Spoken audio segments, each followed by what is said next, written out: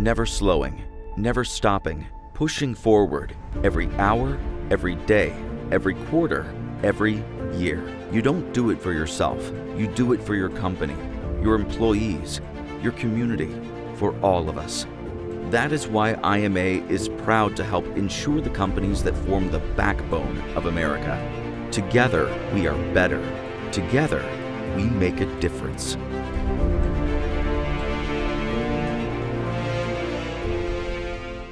And we're back with the 2026 Frontier Conference Volleyball Virtual Media Day. I'd like to quickly acknowledge our partner in this, IMA Financial, our friends Blake Wells, Josh Miller, and Bryant Tyler, and the partnership that we have formed with IMA Financial and their support of our virtual media days.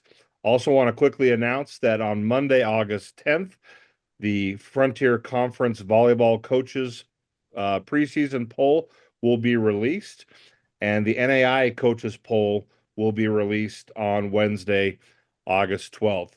Well, Coach Solomon, I apologize that Rocky Erickson is not here to do the interview, but I'll do my best to fill those big shoes. In reviewing last season, you all went 17-13, 12-10 in the Frontier Conference, and made the conference tournament. Talk to us a little bit about last year, some highlights from last year, and what that has done for the appetite and for preparation for the Fall 26 campaign. Well, thanks for having us, Scott, and setting this up. I think we came off of last season learning a lot through the new travel with the new conference membership. And I think it left us just pretty hungry for what we'd like to get back to with where our program has been over the years. So with that, we had a great spring. I think we had a great focus in our recruiting class to fill some needs. We really targeted some physicality along the net and have a good crop of a few transfers. And then freshmen that are going to step into some competition and roles for us and do a really nice job, we think. Thank you. Introduce the two student athletes to your, I guess that'd be your right, and what they mean to Digger volleyball. Well, I have Peyton Treadwell with us, and who's going to be competing as a junior, and then Reese Layton, who will be in a senior season with us. Reese is, I think, the only player on our roster right now who has been a part of a championship team here at Tech. So we're really leaning on the leadership of these two young ladies to help us have operate at a high standard and operate at the level that will hopefully help us compete against all the teams in our league. Peyton first, and then Reese. Talk to us a little bit about your personal goals and then team goals for the fall 2026 season. I think my personal goals come to the extent of I want to be better for my team. I want to set up my team for success. I want to better every ball for my team. I think the whole team is kind of on this wavelength of we hate losing so much that we want to win. And that's pretty much my goal, is to go out there and do everything in my abilities to make sure that we get the outcome that we want and that we work for. I'd say kind of on the same boat of personal goal, as I want to be the best person I can. Best person and best player is kind of what I'm thinking of. And that goes for being a good teammate on and off the court, being a great person in this classroom, basically best person I can be towards my teammates. In a senior role, it's more of like a showing people and then living up to the expectations that I'm setting for myself. So I would say that's my own personal goal. And then team-wise, I would definitely say we're all trying to just have a huge buy-in factor of all of us are really bought in together and are willing, like Peyton said, to work hard for each other, which makes it not only more fun, but a lot more enjoyable to be around each other and play together. Reese, talk to us a little bit about your academic program there at Montana Tech, and as you complete your senior year, what are your future plans? Yeah, I love the academics here at Tech. I'm in the business program, getting my undergrad in accounting, and then getting my master's in project engineering management. So it was one of those things. I want to go into sports management, and so the professors and admin and basically everyone here on campus was like, how can we create the best route for you to be successful following graduation? I think that speaks volumes about Tech as a whole because they're doing that all day, every day. So just kind of focusing through my studies to the end of the year. And I've been working internships and trying to find other sports management areas. And I mean, I work here at Tech and I love it with my whole heart. So great experiences and easy setup for the future. How about you, Peyton? What are you studying at Tech? I'm now studying interdisciplinary arts and sciences. I was studying environmental engineering, and after multiple conversations with my advisor, what I want to get my master's in, interdisciplinary arts and sciences, applies to my interest more. And so I was able to switch at semester or at after the end of last school year, and so that's what I'm studying, and I'm super excited. Wonderful. Coach, I see that you start your season out in Chicago next week. Talk to us a little bit about that preseason tournament, and other than winning, which everyone wants to win, but what do you expect to take away from next week's tournament? I don't think I really have it framed as expectations for the tournament. We have so much we're trying to accomplish right now, and I believe yesterday I affectionately said what we're really really good at right now is absolutely nothing. And so we have a lot in front of us. Thank you. Embarrass them with the things I actually say to them. Um, but there's so much going on day to day and so much change happening. We're really trying to get a great foundation. I would like to see that our preparation over the last 12 months is going to be what helps us next week. I mean, this team in particular did a tremendous job this summer with their strength and conditioning program. I love the way we look currently. Physically we're strong, we're moving well, we're healthy, knock on wood. They're in a position to really train hard, and so we're going to do that until we get on the plane. Right now we're working through just competing every day and competing to figure out who's going to be traveling with us on this trip and fill in those spots to help us have a great experience. You follow that up with the Big Sky Challenge the following week there in Butte. Take a moment and highlight that, educate those who will be watching this video to make sure that they understand the endeavor that you go through annually to host this event. It a fantastic event. An incredible thanks to Advantage Butte as being the primary force that helps us. The Butte Plaza Inn has been an incredible partner for so many years. I've really lost track. The community of Butte is it's a great tournament hosting community. They're used to it. They love it. It's open arms. The Butte Civic Center will set up two courts. It's set up like the national tournament with the dividers, the sport courts, and everything that goes into it. So it's kind of our miniature tournament that we get to put on in the hopes that you play in an arena like that in December.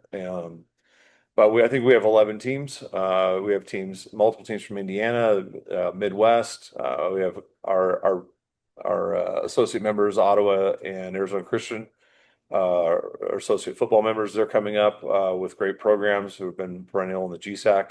So I think it's gonna be a wonderful opportunity for Montana, for Butte, and hopefully the Frontier Conference to put on a good show for everyone.